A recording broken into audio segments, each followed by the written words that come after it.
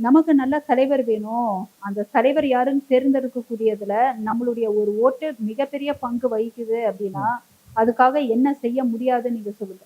ம். அப்ப அதுக்கு ஃபர்ஸ்ட் மக்கள் வந்துட்டு ஒரு ஓட்டினுடைய முக்கியத்துவத்த புரிஞ்சுக்கணும். ஒரு ஓட்டு எவ்வளவு முக்கியன்ற ஒரு விழிப்புணர்வ நாங்க நடத்திக்கிட்டு இருக்கோம். அது ரிலேட்டடா சில சர்வே எல்லாம் எடுத்துட்டு இருந்தோம். அதாவது உலக அளவுல இந்த 1 ஓட்டு டிஃபரன்ஸ்ல 2 ஓட்டு டிஃபரன்ஸ்ல போர்கள் பல விஷயங்களுக்கு வந்துட்டு அந்த நாடுகள் எடுக்கக்கூடிய முடிவுக்கு 1, 2 ஓட்டுன்றது ரொம்ப முக்கியமான விஷயங்கள். நம்ம இந்தியாவுக்குள்ள நடந்ததுல அந்த 1 ஓட்டு வித்தியாசத்துல என்ன ம். அப்படின்றத நம்ம தெரிஞ்சுக்கணும். அந்த 1 கண்டிப்பா. ஓட்டுன்றது நீங்க சாதாரணமா நினைக்கிறீங்க. ம். அந்த 1 ஓட்டுனால நடந்த மாற்றங்கள். நடந்தது. இதுக்கு முன்னாடி நான் ஒரு சினாரியோ ஒண்ணு நான் சொல்றேன். சிலர் என்ன இந்த விஜய் ஆண்டனிலாம் சொல்றேன்னா, பணம் வாங்கிக்கோங்க. ஆனா உங்களுக்கு புடிச்ச கட்சிக்கு ஓட்டு போடுங்கன்றாங்கல்ல. ஆ. நாளைக்கு என்ன ஆகும் தெரியுங்களா? நிலக்கிடுக்கோங்க. உங்களுடைய ஓட்டு, உங்களுடைய கடமை. உங்களுக்கு எந்த தலைவரையும் பிடிக்கலன்னா, நோட்டாலயாவது போடுங்க. நோட்டாவும் ஒருத்தர் பண்ணாம சும்மா உட்கார்றாங்கன்னா, ம். தன்னுடைய உரிமையை அவங்க இழக்கிறதுக்கு அவங்க ரெடி ஆயிட்டாங்கன்னு அர்த்தம். ம். தன்னுடைய உரிமையை இழக்க ரெடியானவங்க ஓட்டு போட போகாம, அதுக்கப்புறம் ஒருத்தர் தலைவர் வந்து உட்கார்ந்ததுக்கு அப்புறம் அந்த தலைவர குறை சொல்றது, நொல்ல சொல்றது, அந்த சிஸ்டம் சரியில்ல, இந்த சிஸ்டம் சரியில்லன்னு சொல்றது எல்லாமே வேஸ்ட்.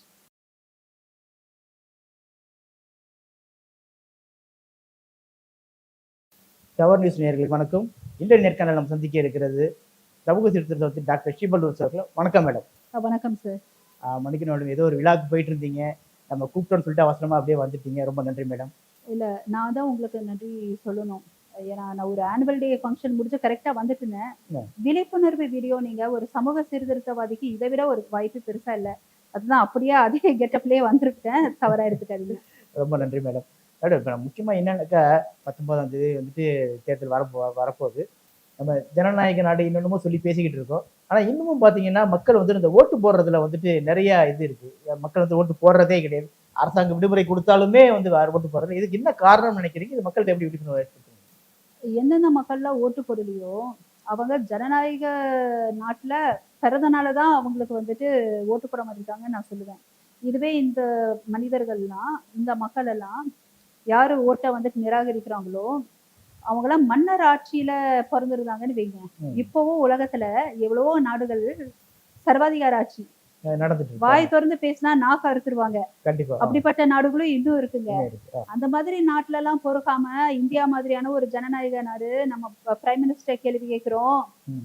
முதலமைச்சர கேள்வி கேட்கிறோம். உட்கார்ந்து நம்ம இந்த மாரி ஆலோசனை பண்ணிட்டு இருக்கோம். விவாத மேடை பண்ணிக்கிட்டு இருக்கோம். இந்த மாதிரியான ஒரு ஜனநாயக நாட்டுல ம். ஒருத்தர் வந்துட்டு ஓட்டு போடல அப்படின்னா, அவங்களுக்கு வந்துட்டு ஒண்ணே ஒண்ணு நம்ம சொல்லக்கூடிய எடுத்துக்காட்டு, நீ மன்னராட்சியில பொறந்திருந்தனா, உன்னுடைய உரிமையை ரைஸ் பண்றதுக்கு, வாய்ஸ் பண்றதுக்கு ஏங்குவ. ம். இங்க உனக்கு எல்லா உரிமையும் குடுக்கப்பட்டிருக்கு. ம். மக்கள் நினைச்சாங்கன்னா, அவங்க சேர்ந்து ஒன்றிணைந்து கரெக்ட்டா அந்த ஓட்ல அவங்க நினைச்சா புது கவர்ன்மெண்ட்ட ஃபார்ம் பண்ண முடியும். இருக்கிற கவர்ன்மெண்ட்ட கூட ம். அவங்க கலைக்க முடியும். கலைக்க முடியும். மக்கள்ட்ட அந்த 5 வருஷத்துக்கு ஒரு தடவ வருது பாருங்க, அந்த ம். ஓட்டுரிமை. அதனுடைய முக்கியத்துவம் ரொம்ப ரொம்ப ரொம்ப முக்கியம். நம்ம அப்படிதான் எடுத்துக்கணும். ம். இந்த ஓட்டு போடாத மக்கள்ட்ட நம்ம ஒண்ணே ஒண்ணு தான் நம்ம கேட்போம். ம். அங்க அது சரியில்ல, இங்க இது சரியில்ல, அவங்க கடமை பண்றதில்ல, இவங்க கவர்ன்மெண்ட் ஆஃபீஷியல்ஸ், இவங்க அவங்களுடைய கடமைய சரியா பண்றதில்ல. இதுல எல்லாம் பணம் குடுத்தா நடக்குதுன்னுலாம் சொல்றீங்களே! ம். அவங்கவங்க கடமை நம்ம நல்லா செஞ்சோம்னா, ம். அவங்கள வந்துட்டு நம்ம கேள்வி கேட்கக்கூடிய சூழ்நிலையே வராதுங்க. வராது. ம். இங்க எனக்கு தெரிஞ்ச நெறைய மக்கள் பார்த்தீங்கன்னா, இல்லங்க நான் ஓட்டு போட போகல மேடம்னு சொல்லுவாங்க. நான் ஏன்னு கேட்பேன். ம். அதுக்கு அவங்க சொல்ற பதில் என்னன்னா, எனக்கு சீன்னு ஆயிருச்சு மேடம். ம். யாரு வந்தாலும் இதே தான் ஆகப்போகுது. ம். கண்டிப்பா. என்ன மாற்றம் ஆகப்போகுது?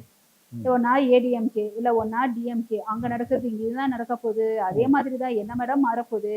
ம். ஓட்டு போட்டு போய் நான் என்ன பிரயோஜனம்? அட்லீஸ்ட் அந்த லீவ் நாள்ல நான் என் குடும்பத்தோடவாவது இருந்துட்டு போயிடுவேன். ஆ. அப்படிப்பட்ட மக்களுக்கு நான் சொல்றது என்னன்னா, நோட்டாவுலயாவது போடுங்க. ஆ.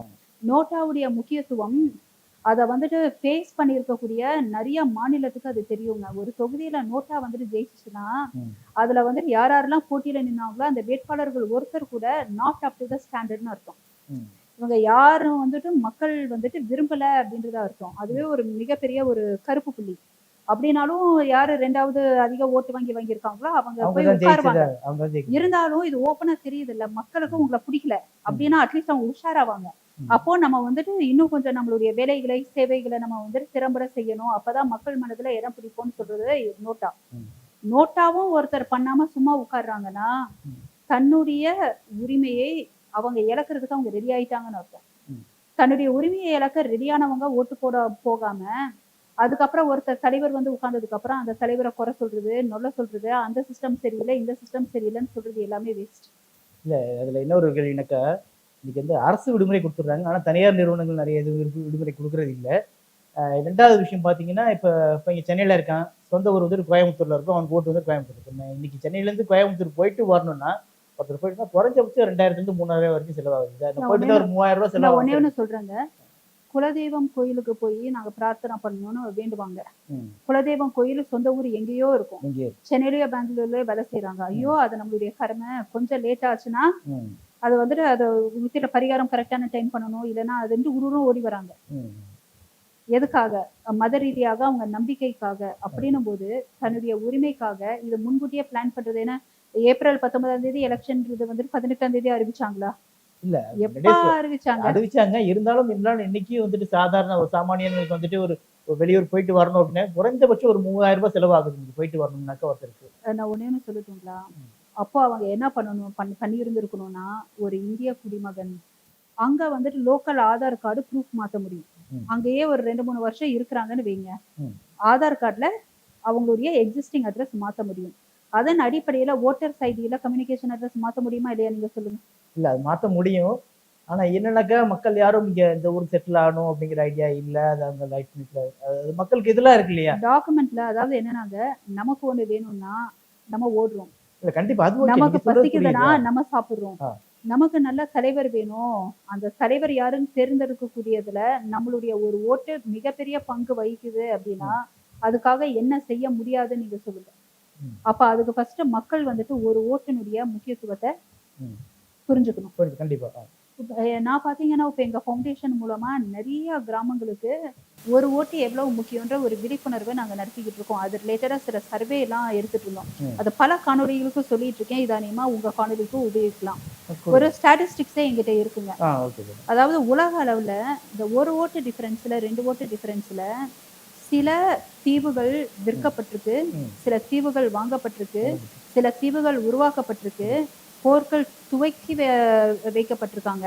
ம். ஜார்ஜ் புஷ்ஷா புளோரிடால 660 மில்லியன் மக்கள் ம். பல்கா வந்து அந்த கவர்மெண்ட்டையே கிரியேட் பண்றதுக்கு உள்ள கொண்டு வந்தாங்க. ம். முக்கியமா போர்கள் பல விஷயங்களுக்கு வந்துட்டு அந்த நாடுகள் எடுக்கக்கூடிய முடிவுக்கு 1, 2 ஓட்டுன்றது ரொம்ப முக்கியமான விஷயங்கள் இருக்கு அப்படின்ட்டு என்கிட்ட ஒரு புத்தகமே இருக்கு. Okay okay. World politics. ஆனா நான் வேர்ல்டு பாலிடிக்ஸை பத்தி பேசி நம்ம தமிழ்நாட்டு மக்களை நான் ரொம்ப போர் அடிக்க நான் விரும்பல. ஆனா நம்ம இந்தியாவுக்குள்ள நடந்ததுல அந்த ஒரு ஓட்டு வித்தியாசத்துல என்ன அப்படின்றத நம்ம தெரிஞ்சுக்கணும். அந்த ஒரு ஓட்டுன்றது நீங்க சாதாரணமா நினைக்கிறீங்க. அந்த ஒரு ஓட்டுனால நடந்த மாற்றங்கள். இதுக்கு முன்னாடி நான் ஒரு சினாரியோ ஒண்ணு நான் சொல்றேன். இந்த ஒரு ஓட்டு எவ்வளவு முக்கியன்ற நம்ம கவர்மெண்ட் தெரிஞ்சனாலதான் நம்ம இந்தியன் கான்ஸ்டிடியூஷன் என்ன சப்போர்ட் பண்ணுது, நம்மளுடைய உரிமை ஓகேங்களா, அது எந்த அளவுக்கு முக்கியன்றதுனாலதான் குஜராத்ல கிர் ஃபாரஸ்ட் அப்படின்னுவாங்க. அங்க ஒரு பழங்குடியினர்ல ஒருத்தர் மட்டும் தான் உயிரோடு இருக்காங்க. இது உங்களுக்கு தெரியும்னு நினைக்கிறேன். ஒரே ஒருத்தர் தான் உயிரோடு இருக்காங்க. அவங்கள வந்துட்டு ரொம்ப முக்கியமா பாதுகாத்து வருது அந்த கவர்மெண்ட். அந்த ஒருத்தர் பேரு மஹந்த் பரத் தாஸ். அவரு ஒருத்தர் ஓட்டு போடணும் அப்படின்றதுக்காக எலெக்ஷன் கமிஷன் ஆஃப் இந்தியா அந்த ஃபாரஸ்ட்லயே போலிங் ஸ்டேஷனை செட் பண்றாங்க. அந்த ஒரு ஓட்டு பழங்குடியினர் அந்த இனத்துல அவர் ஒருத்தர் தான் இருக்காரு. அந்த ஓட்டு மிஸ் ஆகக்கூடாது அப்படின்றது அவர் ஜெனரல் ரூலுக்கு ஒரு எக்ஸெப்ஷன். ஓகேங்களா? அப்ப நம்ம வந்து ஒரு ஓட்டோடைய முக்கியத்துவம் கொடுக்கணும். சரி ஓகே, நம்ம ஆட்சி ரீதியா வரலாங்க. 1962ஆம் தேதி 2 எம்பிகள் வந்துட்டு எலெக்ட் ஆயிட்டு 9 ஓட்டு டிஃபரன்ஸ்ல ரன்னர் அப்போட லாஸ்ட் மினிட்ல மாறுது. அந்த 2 எம்பிகள் யாரு அப்படின்னு இது 1962 அது சொல்றதுக்கு அதை பத்தி சொல்றதை விட அடுத்து போக போக சொல்லும் போதே அந்த 2 எம்பிகள் யாரு அப்படின்றது தெரிய வந்துடும். 1999 இதை வந்துட்டு நான் சொல்றதுக்கு முன்னாடியே நீங்க கண்டுபிடிச்சிருப்பீங்க. வாஜ்பாய் இருக்கும்போது கவர்மெண்ட் கவிழ்ந்ததா, நம்பிக்கை இல்லாத தீர்மானம் அப்படின்ட்டு. இதுல நீங்க எக்ஸாக்டா பாத்தீங்கன்னா இத்தனைக்கு 13 மாசம் இருந்த இந்த பழைய கவர்மெண்ட் ஒரு ஓட்டு டிஃபரன்ஸ்ல கவிழ்ந்தது. நிறைய பேருக்கு அந்த ஒரு ஓட்டு டிஃபரன்ஸ்னு தெரியாது. அந்த கவர்மெண்ட் கவிழ்ந்தது, அதுக்கப்புறம் சில மாசங்கள்ல அந்த கவர்மெண்ட் ஃபார்ம் ஆகி பண்ணிட்டாங்க, இதெல்லாம் தானே தெரியும். ஒரு ஓட்டு டிஃபரன்ஸ்ல கவர்மெண்ட்டுங்க, நான் சொல்றது லோக்சபா 1999 கவர்மெண்ட் கவிழ்ந்துருச்சு. நம் பிரைம் மினிஸ்டர் வாஜ்பாய் நம்பிக்கையிலான தீர்மானத்தோட ஒரு மெஜாரிட்டி தானே சப்போர்ட் பண்ணணும். 13 மாசம் உள்ள கவர்மெண்ட் 2004 கர்நாடக அசெம்பிளி எலெக்ஷன். ம். ஜனதாதள் செகுலர் கட்சியுடைய வேட்பாளருங்க ஆர் கிருஷ்ணமூர்த்தி ஒரு ஓட்டு டிஃபரன்ஸ்ல காங்கிரஸ் சார்பா நின்ன துருவ் நாராயண் தோத்து போறாரு. ஒரு ஓட்டு டிஃபரன்ஸ்ல. இதுல என்ன தெரியுங்களா, யோசிக்க வேண்டிய விஷயம், அவருடைய டிரைவரை ஓட்டு போடாம வெயிட் பண்ண சொல்லியிருக்காரு. ஒருவேளை அந்த டிரைவர் வந்து ஒரு ஒத்த ஓட்டு போட்டிருந்தா கூட ஒருவேளை டை ஆயிருக்கலாம், லாட்டரி பேசிஸ்லாம் மாறி இருக்கலாம். ஒத்த ஓட்டருடைய டிஃபரன்ஸ் தெரியுதுங்களா. He lost. மக்களுடைய எதிர்பார்ப்பு இவர்தான் இருந்தது. டக்குன்னு மாறுச்சு, அசெம்பிளி எலெக்ஷனே மாறுச்சுங்க. 2008 சிபி ஜோஷி. 2008 சார் ராஜஸ்தான் மாநிலத்துல அசெம்பிளி பொசிஷனுக்கு சிபி ஜோஷின்ற ஒருத்தர் நிக்கிறாங்க. இவருடைய பேரு நல்லா பரிச்சயமான ஒரு பேரு தான் வைங்களேன். ஒரு ஓட்டு டிஃபரன்ஸ்ல கல்யாண் சிங் சாவன் அப்படின்ற ஒருத்தர்கிட்ட லூஸ் பண்றாரு. அதாவது 62,216 ஓட்டுல இவருடைய ஓட்டு 62,215 ஒரு ஓட்டு. இதுல சினாரியோ என்ன தெரியுங்களா, சிபி ஜோஷியுடைய அம்மா ஒய்ஃப் அவங்க பர்சனல் டிரைவர் அன்னைக்கு எலெக்ஷன் டேக்கு ஓட்டு போட வரல. ஒருவேளை அந்த 3 பேரும் ஓட்டு போட வந்திருந்தால் நிலைமை என்ன சொல்லுங்க. அவர் ஜெயிச்சிருப்பாரு. தலைவர்கள் அவங்களுடைய குடும்பத்துல இருக்கிறவங்களுக்கே விழிப்புணர்வு தரல ஒரு ஓட்டினுடைய முக்கியத்துவம். அப்ப எப்படி நம்ம சாமானியர்கள்ட்ட அந்த விழிப்புணர்வு வரும் நம்ம எதிர்பார்ப்போம். இதெல்லாம் எப்படிப்பட்ட ஒரு சினாரியோ பாருங்களேன். ஜஸ்ட் மிஸ்ட் இல்ல. 2015 Mohali municipal corporation election. Kulwinder Kaur Rangi Congress சார்பா ஒரு ஓட்டு டிஃபரன்ஸ்ல அகாலி டால் அப்படின்றவங்க, இவங்க அசார் குரூப் அப்படின்ற ஒரு இயக்கத்தினுடைய ரன் பண்ணக்கூடிய நிர்மல் கார் அப்படின்றவர்கிட்ட ஒரு ஓட்டு டிஃபரன்ஸ்ல குல்விந்தர் காங்கிரஸ் சார்பா தோத்து போறாரு. ஒரு ஓட்டு டிஃபரன்ஸ்ல. நான் சொல்றது இந்த முனிசிபல் கார்பரேஷன் எலெக்ஷன். இந்த ஒரு ஓட்டுன்றது எல்லா துறையிலையும், எல்லா எலெக்ஷன்ஸ்லயும், எல்லா போலிங்லையும் ரொம்ப ரொம்ப முக்கியம். இதனால உலக அளவுல ஆன மாற்றங்கள்லாம் ரொம்ப அதிகம். பிஎம்சி எலெக்ஷன் 2014 சிவசேனா கட்சி. இது இப்பெல்லாம் சமீபத்துல நடந்ததுங்க. இதை நான் வந்துட்டு பெருசா சொல்றதுக்கு ஒண்ணுமே இல்லை. அதாவது என்னன்னா ஃபர்ஸ்ட் வந்துட்டு என்னன்னா சுரேந்திர பகல்கார் சிவசேனால வந்துட்டு ஜெயிச்ச மாதிரி தெரிஞ்சதுங்க. ஓகேங்களா. இந்த அட்டுல் ஷா அப்படின்ற பிஜேபி கேண்டிடேட் எனக்கு ரீகவுண்ட் போடுங்கன்ட்டு ரிக்வஸ்ட் பண்றாரு. ரீகவுண்ட்ல வருது. ரீகவுண்ட்ல வந்தா 2 பேரும் இவர் வந்துட்டு ஒரு ஓட்டு அதிகமாறாரு, டை ஆகுது. லாட்ரி பேசிஸ்ல செலக்ட் ஆறாங்க. Single vote. ஆனா அந்த லாட்ரி பேசிஸ்ல வந்துட்டு செலக்ட் ஆனது யாரு அப்படின்னு பாத்தீங்கன்னா பிஜேபி கேண்டிடேட் அட்டல் ஷா. அதாவது எனக்கு ரீகவுண்ட் வேணும் அப்படின்னு கேட்டவர். ஆனா அது ஒரு பக்கம் இருந்தாலும் நமக்கு என்னன்னா, இந்த 1% ஓட்டு இருந்திருந்தா இந்த ரிசல்ட் மாறி இருக்கும். அப்ப இந்த ஒரு ஓட்டுடைய முக்கியத்துவம் மக்களுக்கு கொண்டு போய் சேர்க்கணும். சரி, இப்ப அது யாரு கொண்டு போய் சேர்ப்பா? நிறைய பேர் வந்துட்டு ஓட்டு போடுங்கன்னு சொல்லிட்டு இருக்கிறோம். ஓகே, மக்கள் பிரதிநிதிகள் இப்போ உரிமை தொகையை வந்துட்டு கொண்டு வந்த உடனே இந்த கவுன்சிலர், வார்டு கவுன்சிலர், அவங்க இவங்கெல்லாம் போயிட்டு ஒவ்வொரு வீட்டுக்கு போயிட்டு நான் கார்டை ரெடி பண்றேன், அது இதெல்லாம் ஓடோடி போய் ஒர்க் பண்றாங்க, உங்களுக்கு தெரியும்ல. இந்த மாதிரி இந்த மக்கள் பிரதிநிதிகள் பஞ்சாயத்துலயும் சரி, கார்பரேஷன்லயும் சரி, வீடு வீடா கூட போய் நீங்க ஓட்டு போட்டுதான் ஆகணும், அது உங்களுடைய உரிமை, அது உங்களுடைய கடமை அப்படின்னு சொல்லக்கூடிய இதை மக்கள் பிரதிநிதிக்கு இருக்கு. அரசாங்கம் பண்ணணும்ட்டு இல்ல, சமூக சீர்திருத்தவாதிகள் பண்ணணும்ட்டு இல்ல, மக்கள் பிரதிநிதியா தேர்ந்தெடுக்கிறோம் உள்ளாட்சி தேர்தல்ல. அவங்க ஒவ்வொருத்தருக்கும் கடமை எது கரெக்டுங்களா? படிச்சவங்களுடைய கடமை. யாராருக்குலாம் எங்கெங்க வாய்ப்பு இருக்கோ நிறைய மக்கள்கிட்ட சொல்லிட்டு இருக்கணும், உங்களுடைய ஓட்டு உங்களுடைய கடமை. உங்களுக்கு எந்த தலைவரையும் பிடிக்கலன்னா நோட்டாலையாவது போடுங்க. அப்ப நோட்டால ஒரு அளவு ஐடியா வந்துடும், எந்தெந்த தொகுதியில யாராருக்கு வந்துட்டு ஃபேவர் அப்படின்றது நமக்கு ஐடியா வந்துடும். இதுதான் இப்பதான் நிதர்சனமான ஒரு உண்மை. அடுத்து இப்ப வந்து பாத்தீங்கன்னா ஓட்டுக்கு பணம் கொடுத்து ஓட்டு போட சொல்றாங்க. இதை எப்படி தடுக்க முடியும்னு நினைக்கிறீங்க? சரின்னு நினைக்கிறீங்களா? ஒரு சிலர் வந்துட்டு பணம் கொடுத்தா வாங்கிக்கோங்க, நான் வேற ஒரு ஓட்டு போடுங்கலாம் சொல்ற பிரபலவர்கள் சொல்ற சமீபத்தில் கூட விஜய் ஆண்டனி கூட சொல்லிட்டாங்க. அதை பத்தி என்ன மாதிரி, அதை பத்தி நினைக்கிறேன். அதாவதுங்க, இந்த பணம் கொடுத்து ஓட்டை வாங்குறதுன்னு பத்தி பேசும்போது ஏதோ வந்துட்டு அறிக்கையெல்லாம் விடுறாங்க ஒவ்வொரு கட்சி அவங்களுக்கு சாதகமா. கேரண்டி அப்படின்றாங்க, இன்னொருத்தர் விடியலாட்சின்லாம் சொல்றாங்க. ஆளுங்கட்சியோ இல்லை எந்த கட்சியோ ஒரே ஒரு அட்வர்டைஸ்மெண்ட் போட்டா இதுல ஒரு கண்ட்ரோல் இருக்கு. என்ன தெரியுங்களா? ஒரு சின்ன ஒரு ஷார்ட், ஒருத்தர் வந்துட்டு பணம் கொடுக்குறாங்க 1000 ரூபாய், இன்னொருத்தர் 1000 ரூபாய் வாங்குறாங்க. போட்டோ எடுத்துட்டாங்க, போட்டாங்க, 2 பேரும் கம்பிக்குள்ள. மினிமம் 1 வருஷம் ஜெயில். 1 வருஷம். ஆமா. இந்த ஒரு விழிப்புணர்வை யாராவது ஒருத்தர் போட சொல்லுங்க. நானும் பாக்குறேன் யாரும் போடவே மாட்டிருக்காங்க. ஃபர்ஸ்ட் அந்த 1000 ரூபாவோ எவ்வளவோ கையில வாங்கினா மினிமம் 1 வருஷம் ஜெயிலுன்ற விழிப்புணர்வு எவ்வளவு பேருக்கு தெரியும் சொல்லுங்க. அதாவது கொடுக்கறதுக்கும் சிறை தண்டனை, வாங்குறதுக்கும் சிறை தண்டனை. சட்டம் அப்படி மினிமம் 1 இருக்குங்கிறது வருஷம் எல்லாருக்கும் தெரியும். ஆனா ஜெயில் தண்டனை யாருக்கு வாங்கின மாதிரி இல்லங்க. யாருக்கு தெரியும்? அப்படி ஒரு சட்டம் இருக்குங்கிறது சராசரியான ஒரு நபர், ஒரு கூலி ஆள்னு வைங்களேன், கூலி தொழில் செய்யக்கூடிய ஒரு நபர், அவருக்கு ஒரு விழிப்புணர்வு டக்குன்னு கொடுத்துட்டீங்கன்னு வைங்க, பணம் இங்கன்னா வாங்கி தொலைச்சிடாதடா, தூக்கி உள்ள போட்டுருவாங்கன்னு ஒரு வார்த்தை சொன்னீங்கன்னு வைங்க, பணத்தை யாராவது காமிச்சா கூட உருன்னு உள்ள போய் கதவு மூடி ஒளிஞ்சுப்பாங்க. கையில பணம் கிடைக்குதுன்றதோட ஜெயில போய் களி சாப்பிடணுமேன்ற பயம்தான் ஏழை எளிய மக்களுக்கு அதிகமா இருக்கு. ஃபர்ஸ்ட் அந்த விழிப்புணர்வே எனக்கு தெரிஞ்சு இன்டென்ஷனலா காரியத்தோடவே மறைக்கப்படுதுன்னு நான் நினைக்கிறேன். ஏன்னா அந்த விழிப்புணர்வு கொடுத்துட்டா இவங்க பணம் மூலமா சாதிக்க முடியாது. அப்படிதான் நான் நினைக்கிறேன். என்னென்னக்கோ போடுறாங்க. நீங்க எல்லாரும் அத்தியாவசியமா ஓட்டு போடுங்கன்னு சொல்றவங்க, நீ வந்துட்டு பணம் வாங்குற, ஓட்டுக்கு பணம் வாங்குறனாலோ இல்ல பணம் கொடுக்கறனாலோ அதுக்கே எந்த ஒரு டாக்குமெண்ட்ரி வரல, ஷார்ட் வரல, அது அரசாங்கமே பண்ணலாமே. கரெக்டுங்களா? அது நடக்கல. அந்த விழிப்புணர்வு ஃபர்ஸ்ட் தேவை. ரெண்டாவது, அங்க கரப்ஷன்ஸ் தெரியல, இங்க ஊழல், இங்க லஞ்சம்னு எல்லாம் சொல்லிட்டு இருக்கோம்ல, அது எங்க ஆரம்பிக்குதுன்னு நினைக்கிறீங்க? உங்க மூலமா, ஓட்டுக்கு பணம் கொடுக்கறது மூலமா, என் மூலமா, நம்ம மூலமா தான் கரப்ஷன்ற ஒண்ணே சமுதாயத்துல ஆரம்பிக்குது. நல்லா புரிஞ்சுக்கோங்க. நான் பணம் வாங்கிட்டேன், நான் உனக்கு ஓட்டு போட்டுறேன். நாளைக்கு நீ பணம் கொடு, நான் உனக்கு சர்டிபிகேட் கொடுத்துறேன்.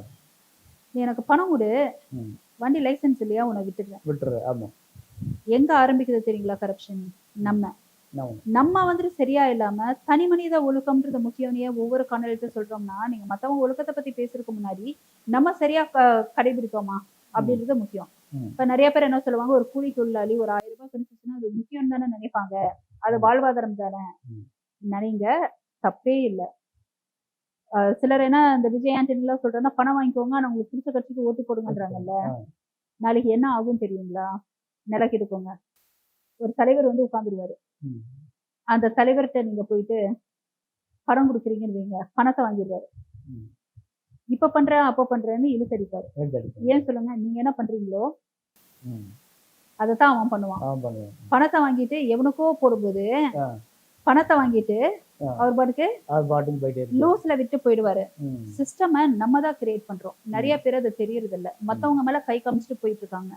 ஒவ்வொரு மக்களுக்கு வந்துட்டு விழிப்புணர்வு கிடைச்சிச்சு அப்படின்னா நம்மளுடைய சமுதாயத்துல எந்த மாதிரியான ஒரு மேம்படுத்தப்பட்ட ஒரு கட்டமைப்பு இருக்கணும் அப்படின்றத உருவாக்குறதே ஒரு சாமானியன் தான். சாமானியனுடைய முக்கியத்துவம் அந்த சாமானியனுக்கே தெரியல, கட்சிக்காரனுக்கு தெரியுது. அதுதான் பணம் கொடுக்குறான், ஓட்டு போடுன்றான்.